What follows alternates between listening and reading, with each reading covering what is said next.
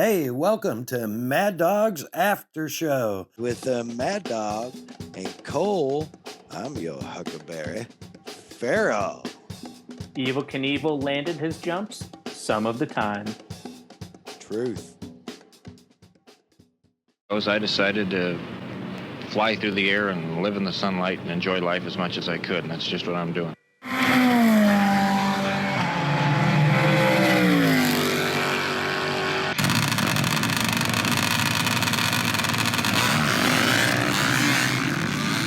Okay, it's happening.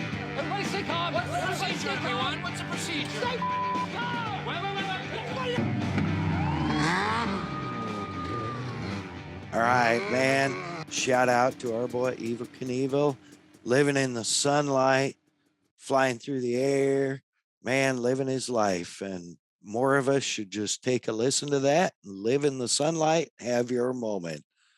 We want to be sure and thank our partners, Kicker Performance Audio, kicker.com, for all your car, truck, boat, motorcycle, off-road, even your marine or boat needs, even personal audio, headphones, earbuds. Kicker Performance Audio has you covered. Get living loud at kicker.com. And of course, Bomber Floating Eyewear, bombereyewear.com. Loving these boogie bombs I'm wearing. Bomber Eyewear has, I don't even know how many different styles, how many different lenses. You can get them polarized. You can get them in safety lens. You can get a clear smoke. You can get amber. You can get them in OSHA approved safety lens. Man, all kinds of styles, all kinds of choices. Hit them up. Bomber Eyewear, bombereyewear.com. Dude, let's get right into this, man. So I'm home from Guthrie 1, arenacross, AMA Arena Cross Championship presented by Kicker Performance Audio. It was, dude, great racing. I mean, the track was massive. Massive. Like, I think our fast time in Prescott was 23.8. Fast time in Guthrie, that's for the pros. Fast time was 55.8, I believe. 55.855. Yeah, that's a big floor there in Guthrie. Oh man, just huge. And the track was gnarly. I mean, the rhythm section was big, challenging. There's a lot of guys that had a little bump up run in, or just straight on hit the rhythm. And there was a lot of guys going like, what would it had a tabletop in it. So they were going like kind of popping in, double seat bump to triple to a double to a triple out. Yeah, that's not going to get any bigger in arena cross than that. No, and that was directly into a right hand 180. So there was some carnage there for sure. The whoops were just gnarly. They had whoop section with basically really tall, almost like hip kicker, right in the middle that you pretty much had to roll. Oh, I saw that. I love when they do that. Yeah, you pretty much had to roll it because otherwise, the guys that tried to jump it and you're in the whoops and there's no real good place to land in the whoops from a jump. So, a lot of excitement. A couple. I believe there was some splats. I know a couple of the guys.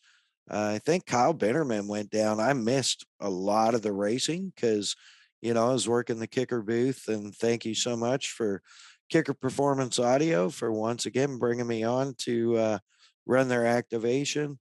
We had a great time. Man, the racing was racing was good.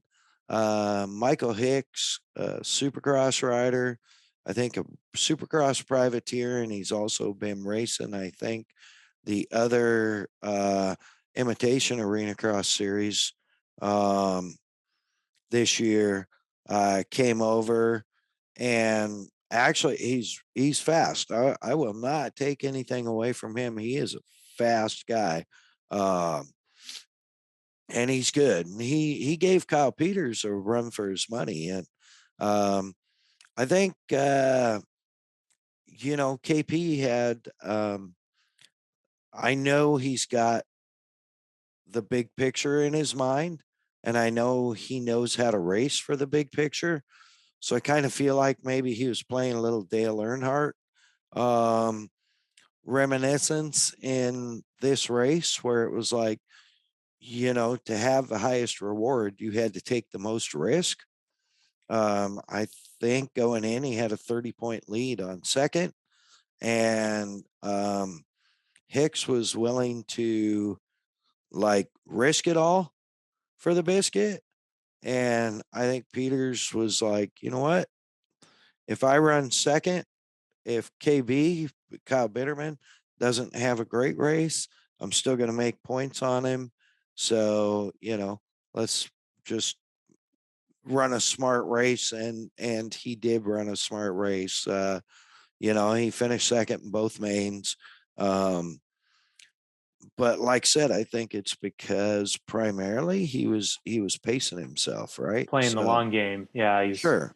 He's not going to detonate himself at Guthrie 1 just to stand on top of the box that night. Yeah, exactly. And he's smart. I mean, he's young, but he is smart. And even to be riding the kind of track, I mean, it was very, dare I say it was very super crossy. Yeah, it was. No, I mean, the track map, if you didn't know, you would think it was just a supercross track, especially from the early 90s. I mean, that looked almost identical in complexion and everything. So, yeah. Well, and speaking of complexion, the dirt at the Lazy E Arena in Guthrie, I want to give a shout out to Paul, who's the operations manager out there, man. Such a great dude, always looking after us. But he has some of the best dirt in the world. And that is the constant floor of that arena. So they actually dig up, I think they're safe to pull 18 or 20 inches of dirt out of the floor to build the track. wow. Yeah, I think the floor dirt, I don't think there's the hard pack until you get to like 24 to 30 inches. So it's a lot of dirt. It's a championship. It's an award-winning arena for rodeos, for rodeo circuits and stuff like that. Amazing. It's an old facility, but it's it's just amazing, the size, and the dirt is just, they watered the crap out of it coming up to the race, and I don't remember seeing them put any water on the track all day Friday. That's perfect. And virtually none Thursday. So wow. yeah, it's crazy. I saw some of the riders commenting on there saying it's the best dirt in the world. Yeah, it really is. It really is. And the action was good. The turnout was good for Friday night in Guthrie, Oklahoma.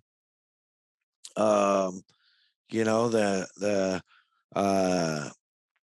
being so big, it can be misleading when you see, like half the grandstands full on one side and maybe half or 2/3 on the other side. You're like, oh man, but then you realize it's, 700 feet long or something like that.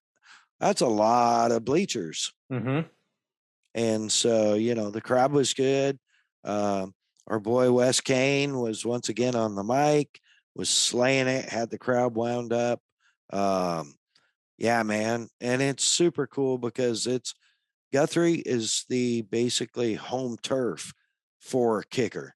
Right. Yep. Just down it- the road, huh? yeah, like 33 miles away. As a matter of fact, I went in the warehouse, had to replace a C clip on the axle on the General, we call it. It's a car I built for kicker back in 18, I guess. And if you haven't seen it, go to my social media. You will see some pictures of it. Had a great time with that car. You know, dude, I mean, I, to be honest, it's primarily a show car, right? You're It- not, Yeah, it's living its purpose. yeah, you're not going to send it down the whoops I mean, it's on Not on 10 inch. purpose, no. No, 10 inches of lift with 37-inch tractor tires and 20-inch KMC wheels. And man, it's just cool. It's got so much audio. It sounds so good. It looks so good. We did a photo shoot coming through the rhythm section. I actually came up the rhythm section backwards. Did a photo shoot with the drone driver pilot, and it it came out pretty sick. I got going. I got the call to go ahead and start moving, and I got going. And apparently, he came in the arena and flew under the start finish and got lost. And so I was just getting to the tabletop when they're like, "Stop, stop, stop. We need to do it again." And I'm like, I have to come all the way around because I cannot back up out of this. Um, so, because it was crawling, you know, it's like those the rhythm humps, the dragon spec, dude, those were big. Yeah, it's not necessarily like you can see behind you with the. No, no. All the speakers, all the kicker audio hanging off the back. And I do have side mirrors. I have Assault Industry side mirrors. Um, and they're actually, honestly, both pointed down at the tires, back and down at the rear tires. So I don't run over a little kid or something. Yeah. You know, so, but anyways, I just anchored it, got up on tabletop and anchored it, backed up to where I was had the back tires hanging off the tabletop, and he came back in and reshot it. And so I'm sitting there waiting, and you know, I've got my speakerphone on, waiting for the call that he's in the building because he shot consecutive shot from outside. Gotcha. So it was take two. Yep. Yeah, so he actually flew from something we know about, take two. So he actually flew like in the front door, uh, through the start gates, and then up into the stands, and then came across. And the General is a 4-seater, and he flew right through the back seat behind my head That's a little spooky. under the cage. I heard him coming. And I figured as soon as he went through was the time to start moving, right? So we start moving, and then he was kind of flying around, and I ran the tabletop and the last big whoop and kind of crawled off the little bump up side instead of the steep side, and then did this little S turn on the track, and so I was able to go a little bit. It doesn't turn great, and I had it 4-wheel low, so it especially doesn't turn great. So I didn't carry a lot of speed, but it was pretty rad because I heard him come up behind me, but then I lost him, and then all of a sudden he's in front of me, and I was like, "Man, this guy's crazy!" Like he's flying by VR, obviously. Yep. And then he just flies completely around me while I'm going through the S's, like doing donuts around me, basically. I parked it.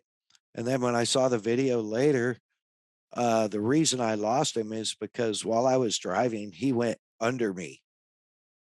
Dude, those guys are so talented. Yeah. Yeah. While I was going, he flew between me and the ground. Um, it was really sick. I'm assuming. Did you see the video? No, I was about to Oh, ask you when it was going to be released. oh, it's out. I had it on my Instagram story Friday, but apparently, oh yeah, you work for a living, so that was probably the Sometimes, case. yeah. Yeah. Um, but anyways, yeah, no, Guthrie was a good race. Bitterman went down in Main 1, I think. Um, my good buddy Carlos Short, they call him the Flying Taco. A man is all heart. Dude, he had a get off in Guthrie in might have been 2020, going down the whoop section and just ate shit, knocked him out cold, messed him up. Um, I think if I remember right, I think he cracked a vertebrae in his neck or something like that. Um, Something you know about. yeah, yeah.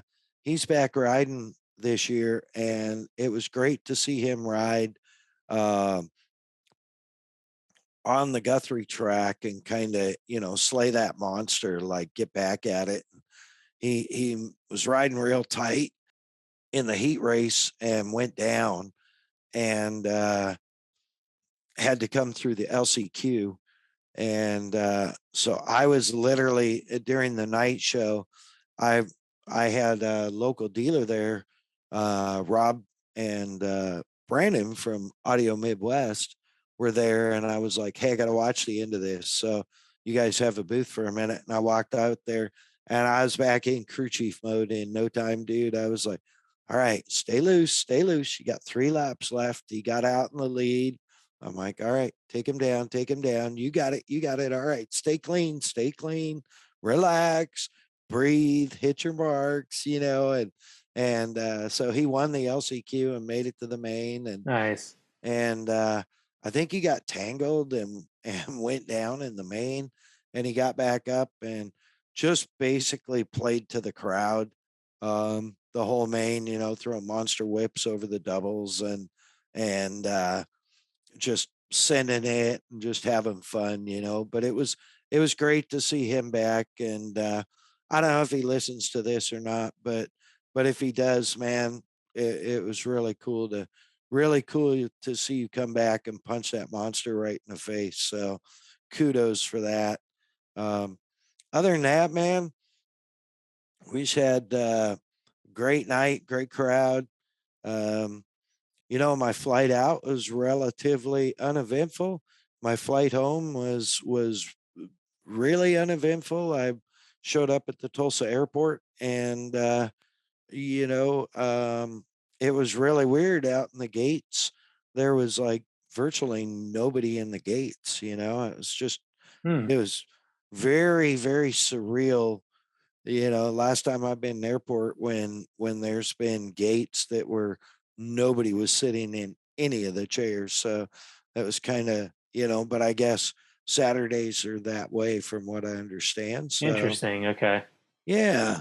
So Kind of reminds me of the Idaho Falls airport where the right. security guy watches you park, come through his TSA gate, watches you go up the stairs, and then sit at your flight Yeah. gate.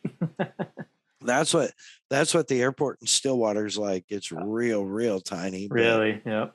yeah, but only American Airlines flies in there, and I hate American Airlines. So um, I've been able to fly Southwest, but I'm not convinced that that's the best way to go.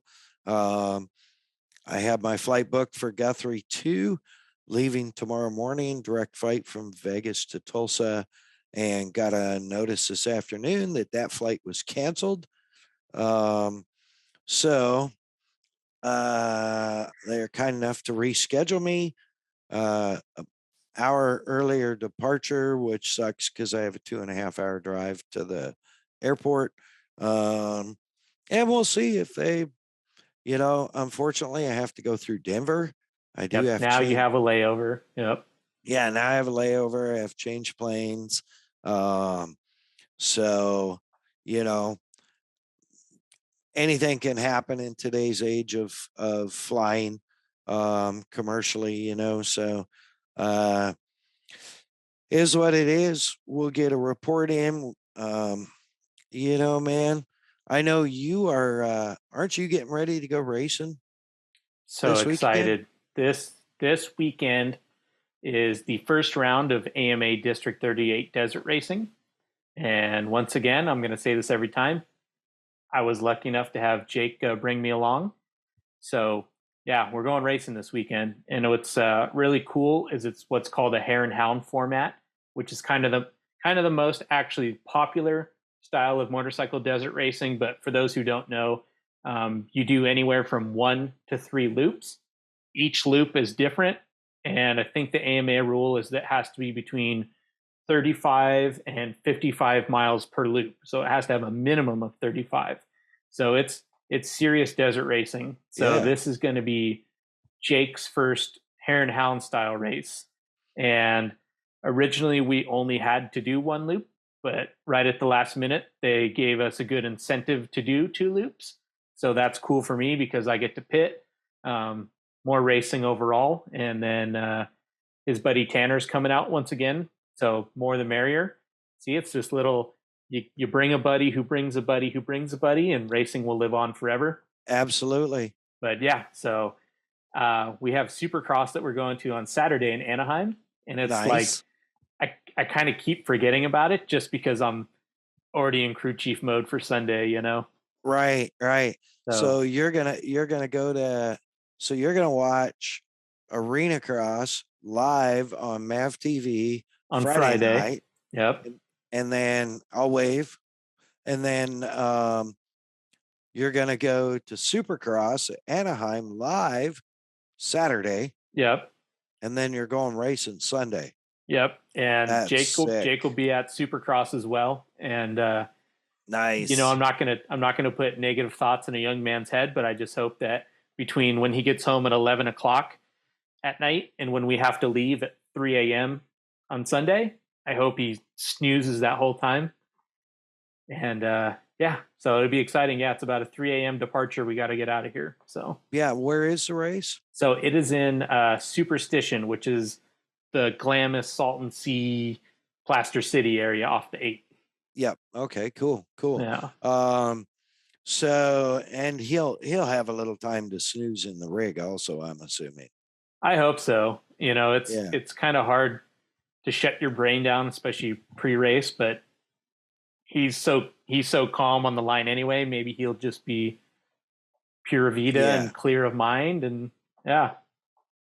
Now, have you had a team meeting about your pit stops? Because we covered your pit stops in one of our previous episodes, and you're the nice crew chief, and I'm the not nice crew chief. It's good cop, bad cop. Yeah, okay, yeah, for sure. So, yeah, no, I just as long as they understand, check the tires, check everything, check the rider, fill the fuel tank, fill the fuel as soon as the bike gets there. Like he should be able to pretty much unscrew the cap almost to the last round while he's coming in, because Yeah, he's good at that already. It's not a hot pit. It's you have what is it, 25 or 10 mile an hour or something approach? It'll probably be a 20 mile an hour. Yeah, probably a 20 mile an hour approach. Yeah, so you can kind of, as a rider, he can kind of get himself ready, I guess, is what I'm saying. And he only gets to come through one time, so hopefully we're easy to find. That'll be another one of my jobs. Make sure that he knows where the hell we're pitting. Yeah. Neon orange butt or something. I don't know. Yeah, we got a pit board, and maybe we'll put it out on a fishing line or something. But we have not had our pit meeting yet, so that'll be tomorrow because I have to run him some parts tomorrow. But we also have to figure out who's all coming because that'll change the strategy as well. For sure. Yeah. Yeah. Dude, that's exciting. I can't wait till to hear about it next episode or so. I think we're going to knock out a few episodes here pretty quickly. Um, we have some guests lined up coming up in the next couple weeks that are pretty exciting, and I'm really stoked for that. I know Cole is super stoked for our next guest. Yeah. Just gotta put on a brave face. You got this. You got this for sure. Um, yeah, so I think with that, we'll probably call it for tonight after thanking our partners at the Premix Podcast on Instagram at ThePremixPodcast, the Premix Podcast on Instagram. That's our boy Cole. And for all your desert racing fix, if you just need a shared story, a laugh, you want to see some vintage cool stuff, or your desert racing photography needs, I know he'll be up and coming, very busy with hammers coming up. It's going to be pretty exciting. And he's got several other races that he'll be doing. Photos will be available at the Premix Podcast, all one word. Of course, Kelsey Morrell Film. Yes, she's my daughter, but yes, she's also a film video producer, and she is getting our stuff ready so we can get it up on YouTube. You can find us on YouTube at MAddOG, MAddOG Media. I think you can search the at on YouTube also, and it is at MAddOG _media. And of course, our other partners, Kicker Performance Audio, kicker.com, for all your 12 volt, whether it's your car, your truck, your Tesla, your motorhome, your boat, camper, motorcycle, off-road vehicle, your brand new speed UTV that they're now unloading right As of today. right across the lake from me, that comes with OEM Kicker Audio, Kicker Performance Audio. They are living loud at kicker.com. And of course, Tommy and his gang over at Bomber Floating Eyewear, bombereyewear.com. The only sunglasses approved by the Mad Dog. These things are badass. I have beat on multiple pairs for years. I've broken, I'm not gonna lie, I've broken a couple of pairs. One pair I broke after getting hit in the face with a fractured 4-inch cutting wheel at full speed. It fractured. I was wearing gloves, I was wearing sleeves, I was wearing a cover. One chunk of it hit the glasses and put a nick in the OSHA approved safety lens. And they saved my eye, saved my face. And just not too long after that, I had them in my pocket and reached down for something and busted the arm off of them, caught it on something and busted one of the arms off. So they're not indestructible, but they will protect your eyes, your face, and the sunglasses will protect your eyes from harmful UV. You can even get them in polarized for those fisher folks. You lake people, fisher folks. Yeah. And I think with that, we're going to wrap up this episode. Thank you for listening to episode 23. We're going to hit a milestone here. We're going to hit a quarter of 100 in a couple episodes. Pretty excited for that. I am out this week to the AMA Arenacross Championships presented by Kicker Performance Audio. And Guthrie, Oklahoma, Guthrie 2 at the Lazy E Arena. Cole is going to be all over the place, but he's going to be doing the D38 Hare and Hound, correct? Correct. Yep. Sunday. Sunday. So if you get out there, look him up, wish him good luck, tell him to take the bull by the horns, and let's bring home a trophy. Other than that, Jake, good luck. Listen to your crew chief. He's got your back. He's got your best interest, even if you don't like it, what he has to say. The crew chief is always right. We have the same objective, Jake. We're just going to go about it a different way. That's right. That's right. So, yeah, Cole, thank you so much. I look forward to our next shot here, and I think we're wrapped. The plan. Mad Dog out.